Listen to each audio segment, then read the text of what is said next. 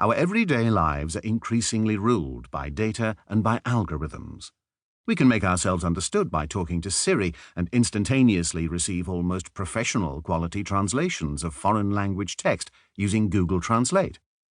Netflix can match our previous viewing to profiles of similar users to recommend the next box set that we are most likely to get hooked on.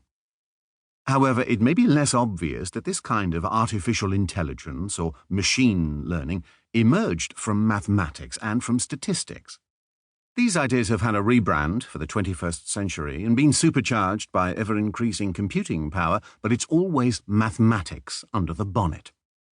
These Silicon Valley marvels rely on ideas like the geometry of clouds of points in a world of millions of dimensions, techniques for finding structure and form in randomness, and mathematically rigorous ways of dealing with vast amounts of data.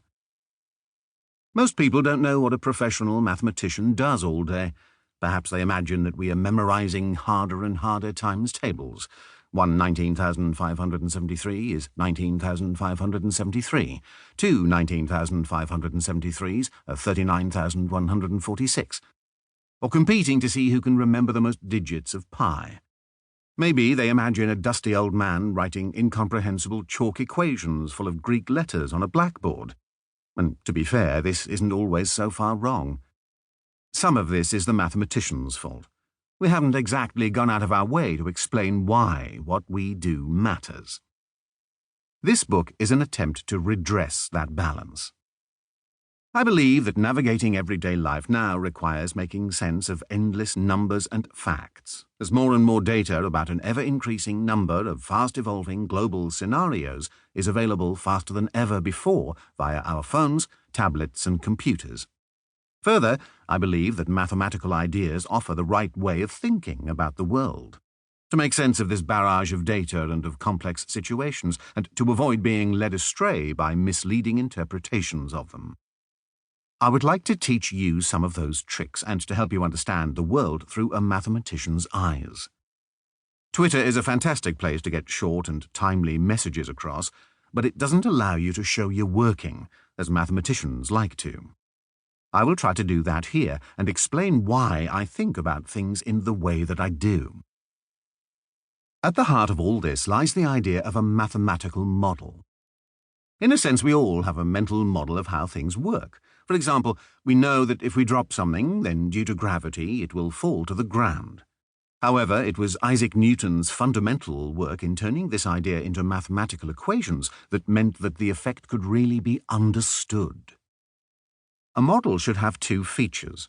It should help explain the data that we have and make predictions about situations that we have not been in yet, ideally with a well-calibrated degree of caution about the accuracy of these predictions.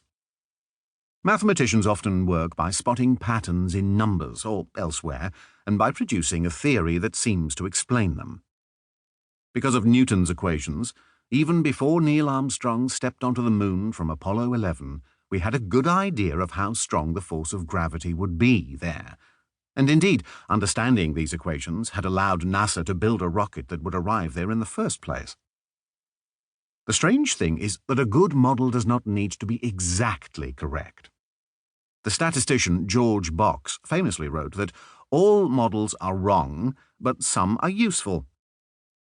We know from Albert Einstein's work on relativity that Newton's equations are not perfect. That, for example, they fail to address issues that arise from travelling close to the speed of light. However, in a 17th century world of horse-drawn carriages and sailing ships, Newton's equations were accurate enough to make useful predictions about the behaviour of everyday objects. Even today, since even our fastest rockets don't approach light speed, from a practical point of view, Isaac Newton is doing most of the driving right now, as Apollo 8 astronaut Bill Anders famously remarked. In the same way, while some mathematical models of the spread of coronavirus were undoubtedly too simplistic and ignored real-world effects, if they could make reliable short- to medium-term predictions, that might well be enough for us.